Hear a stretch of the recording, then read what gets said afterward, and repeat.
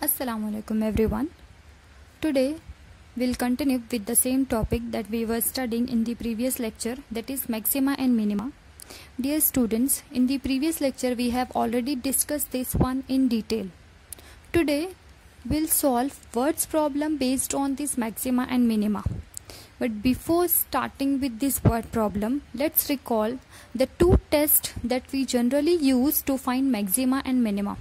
That is the first derivative test and the second derivative test. So let's have this quick revision of it. So the first derivative test. Suppose we have graph of the function, say y is equal to f of x, and the graph looks like this. Here we are recalling this one just for the maxima. Okay. So as we can see, this is the maximum value of the function, and suppose this is at the point C. It means this point C is the point of maxima, right? So here the first derivative test says, see, always whenever we have to find maxima or minima, so the points where the derivative is 0, that is the points where the slope is 0, we know derivative is nothing but the slope, right? So the points where the slope is 0 or the derivative is 0, that is the tangent line is parallel to x-axis, at that point we generally have maxima or minima. That is, if we have to find the point of maxima or minima, it means first of all we have to find the turning point, or we also say this one as the stationary point, that is the point where the derivative is 0. So the one thing is clear, the derivative maxima or minima exist where the derivative is 0.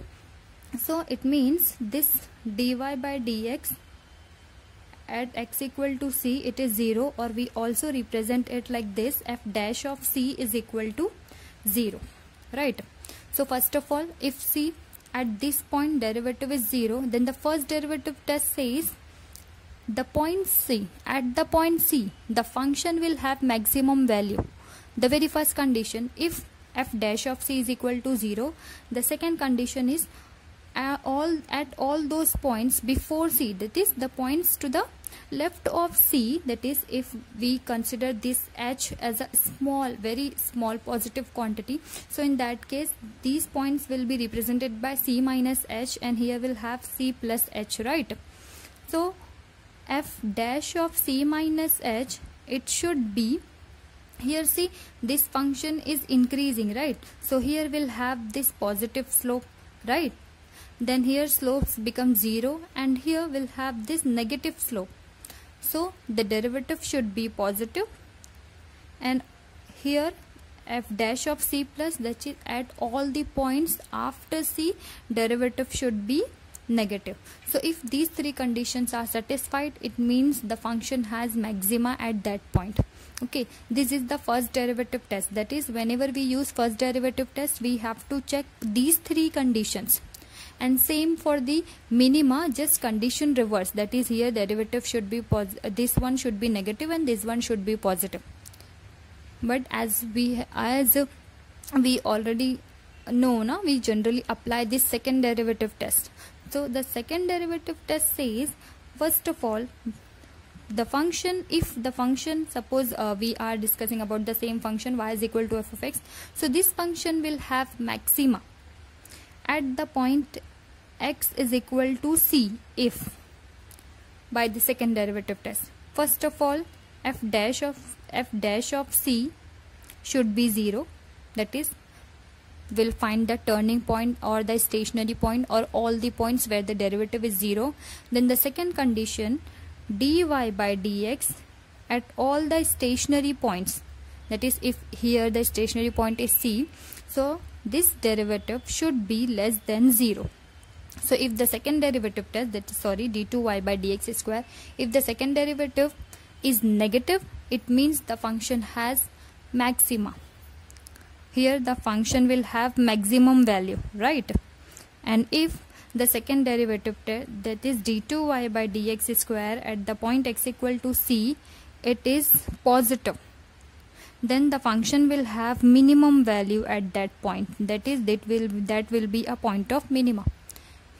Here we'll have opposite. See, If this second derivative is positive, it means function has minimum value. If the second derivative is negative at the turning point, it means the function has this maximum value. Okay, so this is the second derivative test. We use this one to solve the problems. So let's begin with the words problem. Now here we have a problem from exercise 2.4. A wire of the length 36 meters is bent in the form of a rectangle. Now find its dimension if the area of the rectangle is maximum. Now first of all, let's understand the question. Here we have a wire whose length is 36 meters. Right. Now this wire, it is bent into a rectangle. Means it will be of the form, or it will look like this. Sorry. Now if it is rectangle, definitely opposite sides will be equal. So we'll assume length of the rectangle is x and breadth is y meters. Okay. Now the question is, find its dimension if the area of the rectangle is maximum. That is, we have to find such x and y such that this area of the rectangle should be maximum. So here we have to maximize or minimize. First of all, you notice what you have to maximize or minimize in the question. So the question is, we have to maximize the area. It means we need an expression for the area, right? Now this wire is of length 36 meter. So if this wire is bent into a rectangle, then definitely these boundaries of the rectangle, which is of the perimeter, which forms perimeter of the rectangle. So this perimeter will be equal to 36 meter, right? Because see, it is like we have a thread of length 36 meter and this thread is bent into a rectangle. So the if I cut this rectangle at this point and I then again turn it into a straight line, then again its length will be 36 meter, right? So the perimeter and the length of perimeter of the rectangle and length of this wire will remain same. It is not going to change, right? So here the perimeter is fixed. So first of all, we'll assume let the length of this rectangle is x meter and breadth of the rectangle is y meter. Now here we have to find x and y such that area should be maximum. It means we have to maximize the area. So the final expression that we need is of area. So the perimeter of the rectangle, perimeter, that is P, it is given by the formula 2 times x plus y. Right, and this perimeter is 36 meter, which is already given in the question because the length of the wire is 36 meter.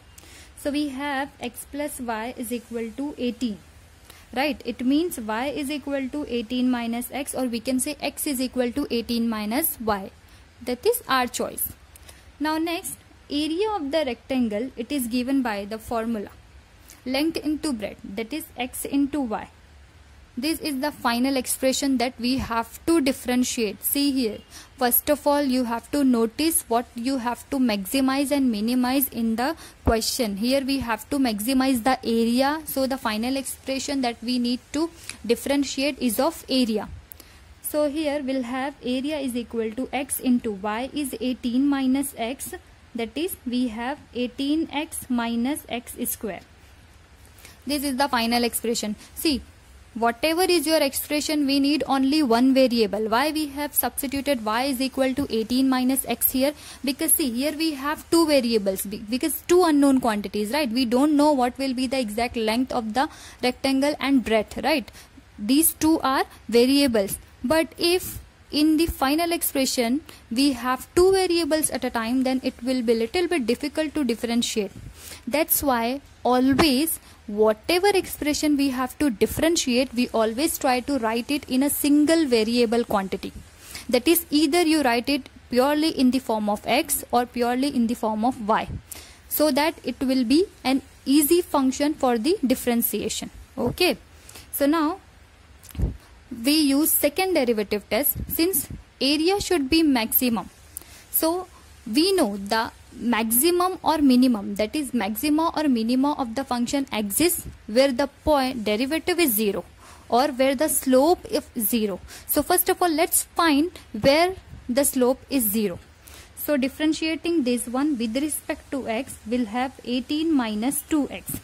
So first of all, we'll find the stationary points, that is turning points. So dA by dx, now this dA by dx is equal to 0. It gives us 18 minus 2x is equal to 0.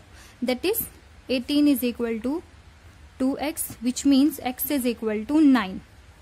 This is the stationary point, that is, it is the turning point. This is the point where either the function has maxima or minima. So whether it has maxima or minima, it will be confirmed by the second derivative test. So we'll find the second derivative, that is d2a by dx square. So here we have this dA by dx. Its second derivative will be minus 2 because 18 is constant, right? And this second derivative, now we have to check this second derivative at the stationary point, that is the point where the derivative is 0, that is at x is equal to 9. So we'll check d2a by dx square at x is equal to 9. Since it is a constant, that is minus 2, it is less than 0, negative. So by second derivative test, this d2a by dx squared at x is equal to 9 is negative. This implies function has, or we can say area, we can say this. Now since the second derivative at the point x is equal to 9 is negative, so we'll say area is maximum. Area is maximum at x is equal to 9, right? So if when x is equal to 9, y will be, y is 18 minus x, which is 18 minus 9, which is equal to 9 meter. So the area of the rectangle, you have to conclude area of the rectangle is maximum when length and the breadth both are 9 meters. Okay, so this is how we have to apply this second derivative test. First of all, the very first thing that you have to keep in mind, we have to maximize the area. Whatever you have to maximize or minimize, you have to write the expression for that, and that expression should be in a single variable quantity so that we can easily differentiate it. Okay, now so we have found the first derivative, then here we have to find the stationary point, that is all the points where the derivative is 0. It is not necessary all the functions will have only one point where the derivative is 0. You may have more than one points. So whatever is stationary points, or whichever is your stationary point, at that point you have to check the second derivative. So if the second derivative at that point is negative, it means value of the function at that point is maximum. If this second derivative is positive, it means the function has minimum value at that point. Okay, hope you got it. Now let's move to the next question. Now the question is, an open cylindrical tank whose base is a circle is to be constructed of the metal sheet so as to contain a volume of pi a cubic centimeter. Here the volume of the cylindrical tank, that is pi a cube cubic centimeter of water, means the cylindrical tank, its capacity should be this one. Now find the dimensions so that the sheet required is minimum.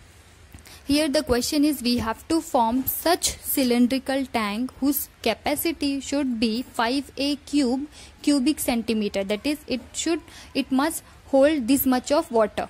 Now we have to find the dimension. See, if we are talking about the cylinder, so the cylinder shape is like this, right?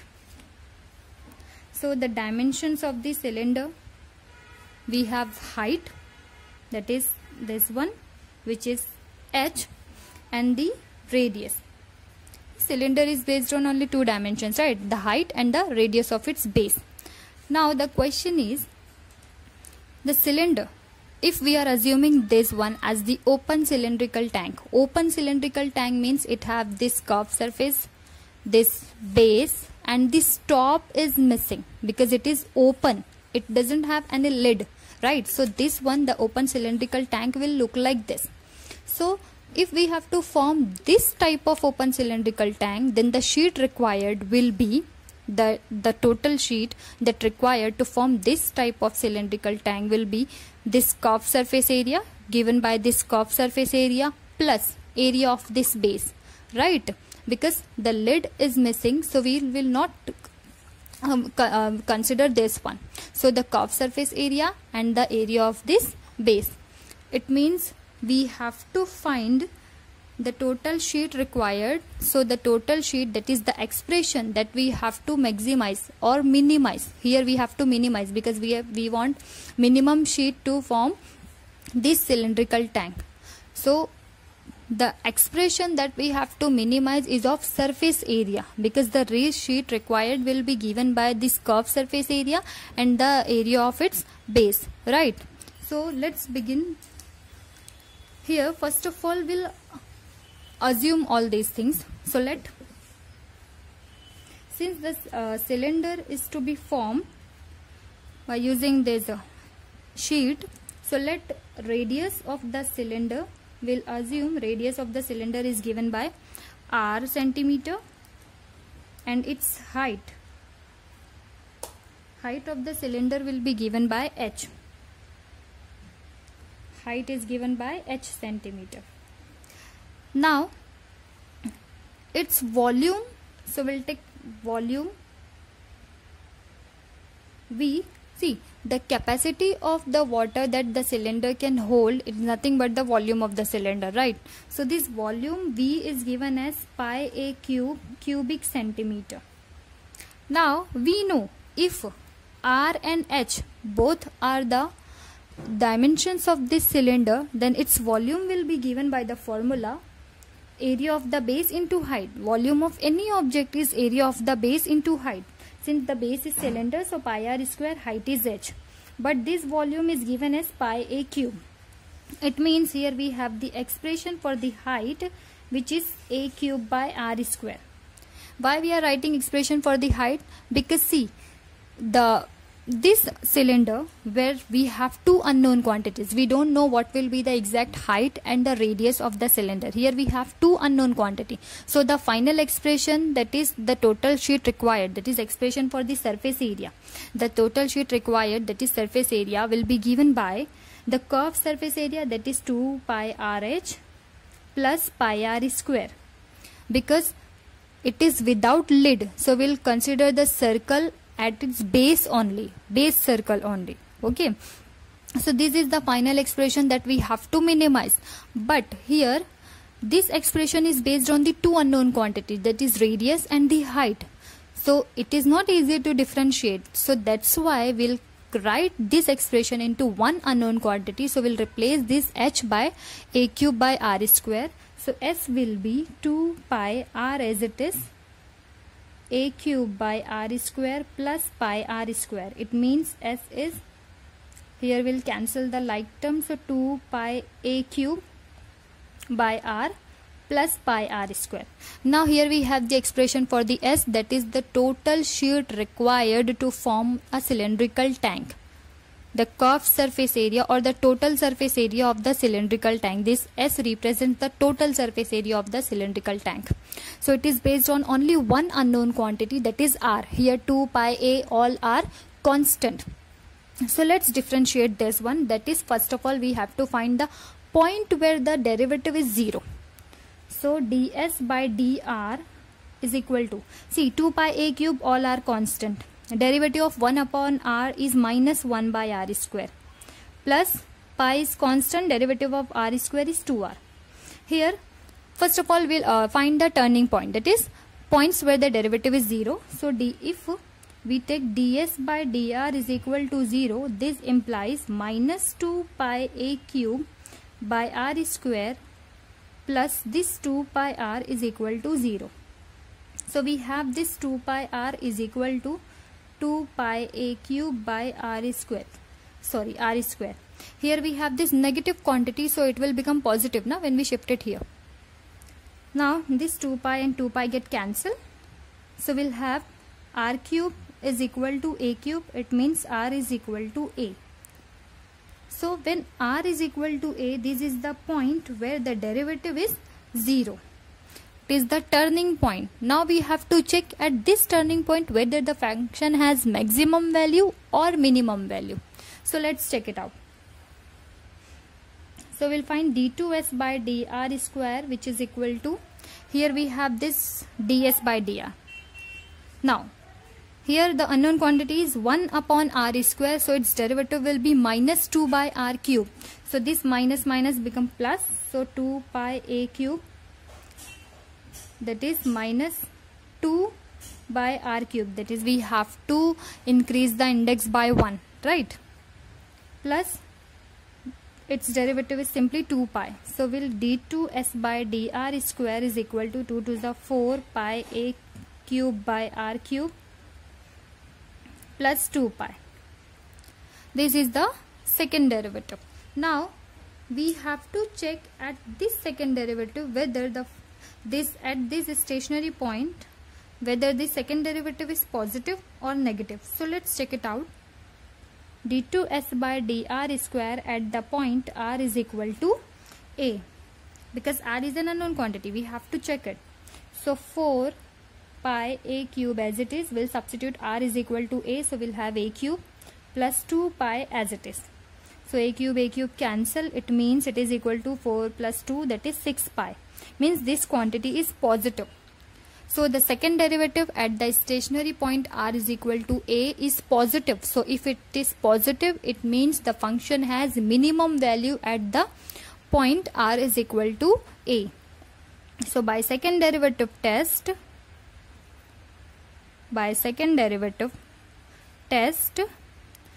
s is minimum at the point r is equal to a. So when r is equal to a, it means radius will be a centimeter. Now h is also unknown, we have to find its dimensions. So dimensions, that is r and h both. So h will be, here h is, see the expression for the h is a cube by r square. So we'll write a cube as it is, r is a. So r square means a square. So it is equal to a only, right? So height of the cylinder is also a centimeter. So the cylinder who can hold the water, the capacity of the cylinder is pi a cubic centimeter. So the minimum sheet required to form such cylinder will be of radius and height a centimeter. Okay, so hope you got it. Now let's move to the next problem. The next question is, show that among the rectangles of given area the square has the least perimeter. See, among the rectangles of the given area, it means we have a rectangle whose area is given. So a rectangle, its area is given, that is we are assuming its area is a, it is constant, fixed, given. Now we have to show that the area of the rectangle, if the area of the rectangle is a, then the perimeter will be least. The perimeter will be least if this rectangle is a square. See, the question is, show that among the rectangles of the given area the square has the least perimeter. Why it is said square? Because see, the square is this one, right? That is all the sides are equal. What is the definition of the rectangle? The opposite sides are equal. A quadrilateral in which opposite sides are equal. When we apply the same definition in square, so yes, square is also a quadrilateral where opposite sides are equal, right? So it means this square is also a rectangle, but this is a special rectangle in which adjacent sides are also equal, right? So we have to prove that if we have a rectangle whose area is a, then this rectangle, it has a least perimeter when this rectangle is a square, because a square is the only one condition where the perimeter is least. Otherwise the exact quadrilateral will be rectangle only. It will not fall in the category of the square. Okay, so if the quadrilateral is a rectangle and has the least perimeter, so that quadrilateral must be square. So if we have to show this one is a square, now suppose if we are assuming the length of the rectangle is x and its breadth is y, right? Since the unit is not given, so we will write x unit and y unit. So if we have to show that this perimeter of this rectangle is least, then it is a square. It means we have to show this x is equal to y, because in that case only we can say this rectangle is a square, because adjacent side must be equal. X should be equal to y, length and breadth are equal. In that case only this rectangle will be square, right? So let's begin. Here we'll assume let length of the rectangle is x unit and breadth of the rectangle is y unit, right? Now area of the rectangle, which we are assuming as A, because it is given, it is said that the given area means area is fixed. So by formula area is given by length into breadth. Okay, now it is telling that the square has the least perimeter. It means the expression that we have to minimize least perimeter. So we have to minimize the expression of the perimeter. We have to differentiate perimeter. So the perimeter of the rectangle is given by 2 times length plus breadth, that is sum of its boundaries, right? So here we don't know what is the exact length and the breadth of the rectangle, means the final expression is of have 2 unknown quantities. So first of all we'll convert it into only one, we'll write it into one unknown quantity. So here we have the expression, we can write either x in terms of y or y in terms of x. So we'll write x as a upon y, okay, because a is constant. So we'll have this p2 x as a by y plus y. Now we have the expression for this perimeter in only one unknown quantity. You can also use L length, small l for the length and b for breadth. Okay, the choice is yours. Now let's differentiate this one. So dp by dy. See, whatever unknown quantity you have to differentiate it with respect to that only. Here we have unknown quantity y, that is breadth. It means we are differentiating with respect to breadth. So this 2 is as it is. Derivative of this 1 upon y is minus 1 by y square plus its derivative is 1. Okay, now we have, first of all we have to find the turning point, that is the point where the derivative is 0. So dp by dy is equal to 0. It implies, see, this 2 is constant, we'll take this 2. Okay, let's write it. Shall I write 1 first, right? This one, this expression can be written as 1 minus a by y square. This is equal to 0. It means this 2 cannot be 0. It means this quantity is equal to 0. So 1 minus a by y square is equal to 0. See, if the product of 2 number is 0, so one of them must be 0, and we know 2 cannot be equal to 0. It means this is equal to 0, right? So here we have 1 is equal to a by y square. It means y square is equal to a. So y should be square root of a. Here we are taking positive square root because this breadth cannot be negative. Okay. So here we have y is equal to square root of a, that is the breadth of this rectangle is square root of a. Now we have to show that this rectangle has the least perimeter has the least perimeter. So in that case this rectangle is a square. It means the second derivative at this point, if the second derivative at this point should be positive, so in that case we can say that this function has the minimum value at this point, y is equal to root of a, and at that time x must be root of a. In that case only, if x and y are equal, we can say this rectangle is a square. Now let's check its second derivative, that is d2p by dy squared. Again this 2 is coefficient, so we'll write it as it is. See, this minus a, it is constant, right?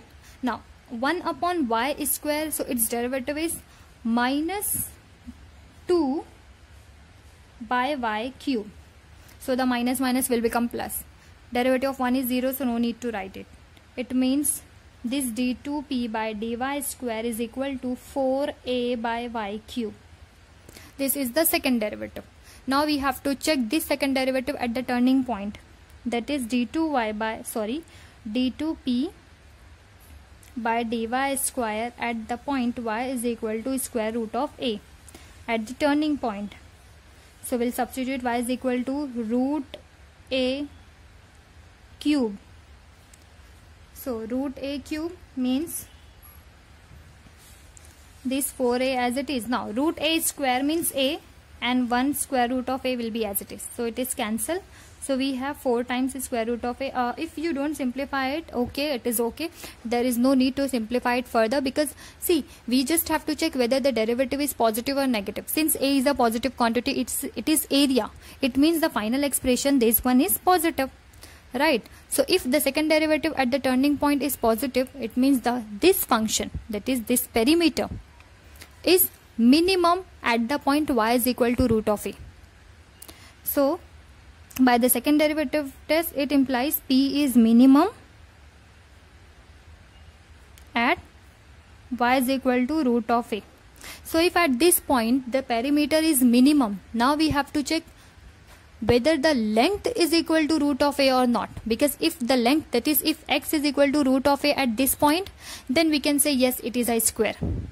And if this x is not equal to root of a, then it is a rectangle, which is contradiction.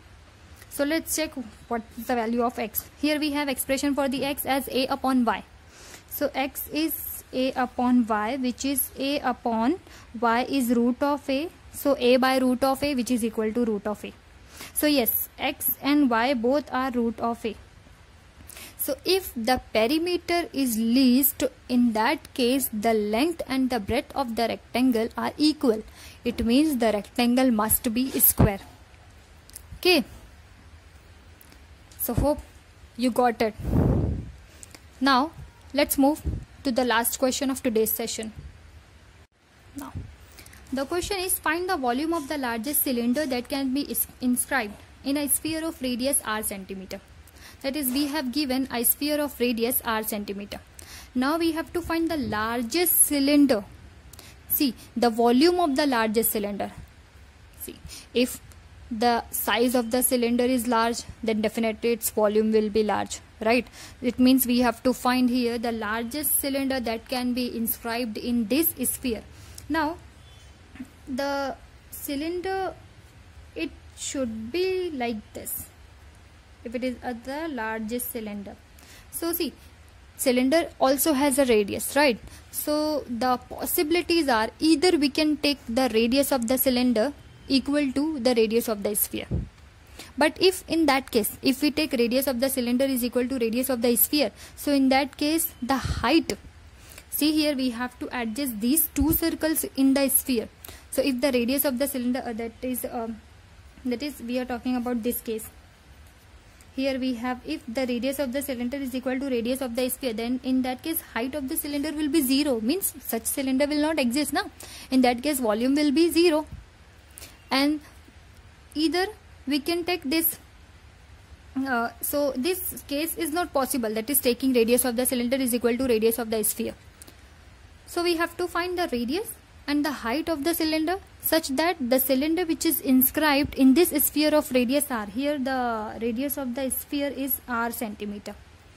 So that volume of this cylinder should be maximum. So here the height of the cylinder we have to find, and the radius of the cylinder that we are assuming right now as x we have to find, because we can, without knowing its dimensions, that is height and the radius, we cannot find the volume of that cylinder. So our aim is to find the height and this radius of the cylinder, then we can find its volume easily by using formula. Now let's begin. Find the volume of the largest cylinder. Now here first of all we'll assume, let the radius of cylinder, it is x unit, okay, and its height is h unit, sorry, here the centimeter is given, so x centimeter and height is h centimeter. Now volume is largest, it means we have to maximize the volume, so the final expression is of volume.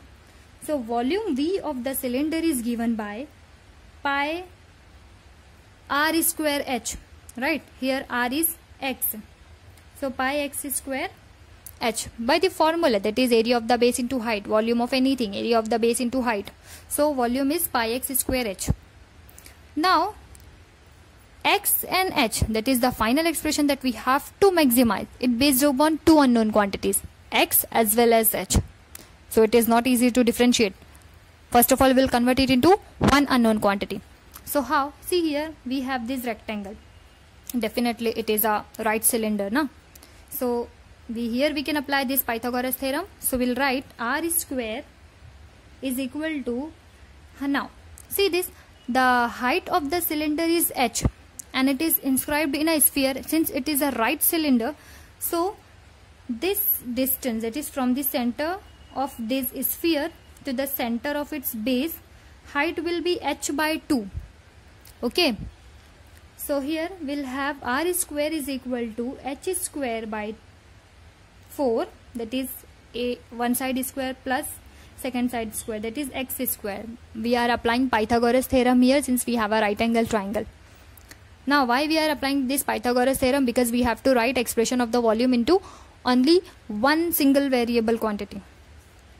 So we can write, either we can write x square or h square, whatever you want to replace. So here we have this x square, na? So we'll replace x square by r square minus h square by 4.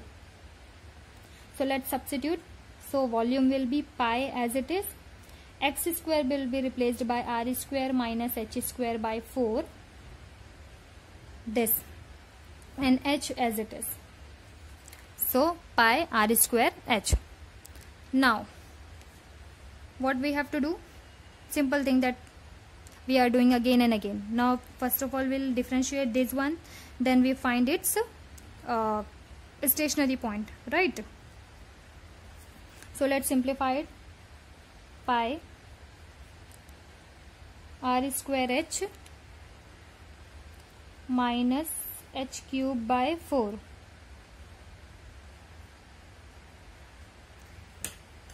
So let's differentiate it with respect to h.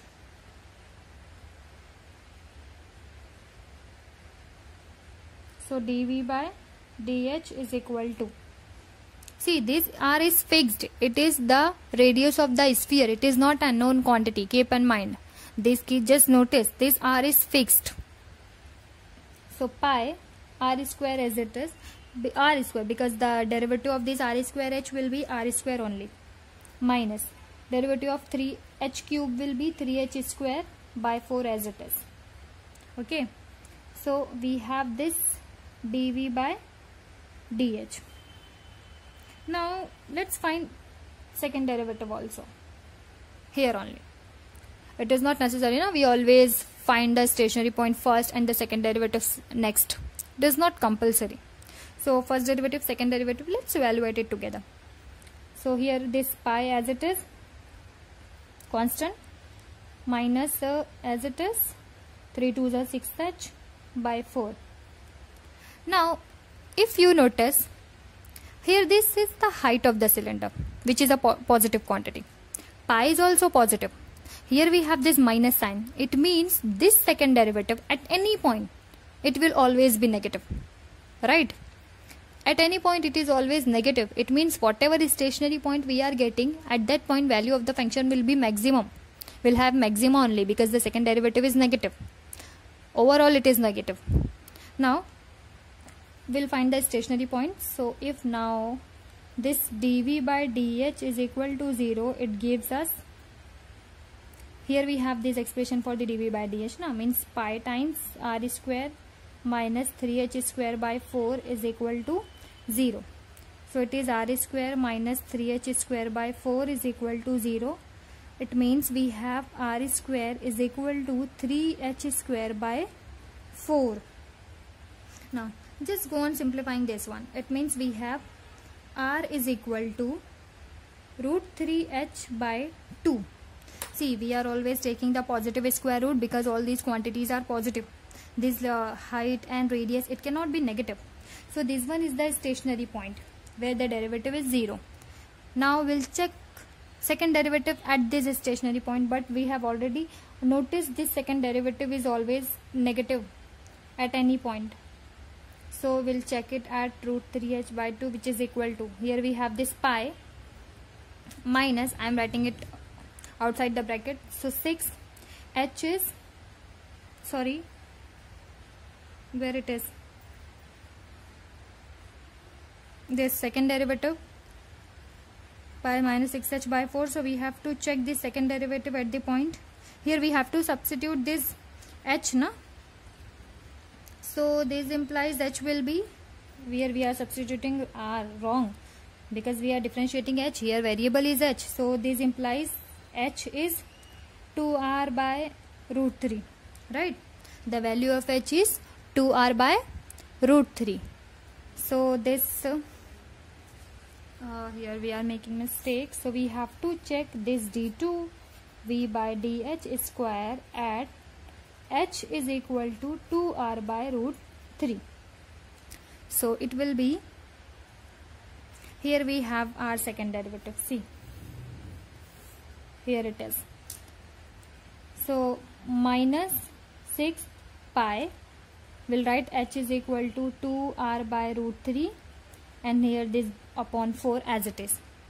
Now as we can notice, see, this one is negative quantity, this quantity is less than 0. It means the v is maximum at this point. So by second derivative test, v is maximum at h is equal to 2r by root 3. So height of the cylinder will be 2r by root 3 because second derivative is negative. Now we have to find its radius. So radius is x, and the expression for the radius is here. Just notice expression, the radius of the cylinder is given by this.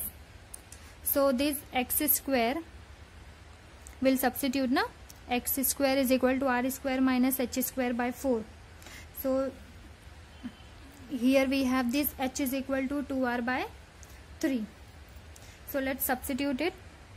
So x square is equal to r square as it is minus h square, that is its square. So we'll have 4r square by 3 or upon 4 here. So we'll write it as it is, 1 upon 4.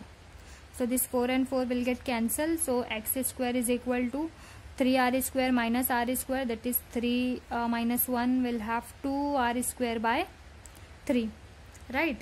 It means x is equal to square root of 2r by square root of, see here this actually it's not a mistake, but there is no need to find this x, because see, we have to find the volume, not the dimensions, right? And the volume formula for the volume is pi x square h. So here we have this quantity x square, so why to find this x? But if you want to write it, so yes, x is root 2 by root 3 into r. Now so the volume will be given by this pi x square h. So here we have this x square, here we have r h, just substitute it and simplify, we have the volume, and that volume will be the largest volume, that is the largest cylinder that can be inscribed in a sphere of radius r centimeter. So this is how we have to apply this second derivative test. This application of that is the most important application of the derivative that we generally applied in day-to-day life, that is, or we can say the engineer's life. Okay, so now one thing, see students, the questions, whatever question is given, the very important thing is to find the expression what we have to maximize or minimize. So this forming an equation you have already learned in your 10th standard, right? This is your basic, so just start practicing. The problems, solved examples which is given in the textbook, again I am repeating, they are also equally important, so just go through it. Sometimes we have questions from the solved example in the final exam. Okay, now here we have completed our second chapter. Again I am repeating the Lagrange mean value theorem, and that is the exercise 2.2 and 2.3, that is approximations, Lagrange mean value theorem, or whatever it is. All those are deleted for the current academic year due to this COVID pandemic. So you have to prepare only exercise 2.1 and 2.4. So we have completed this chapter, second chapter. So in the next video we'll begin with the new chapter. Now till then, start practicing. All the best.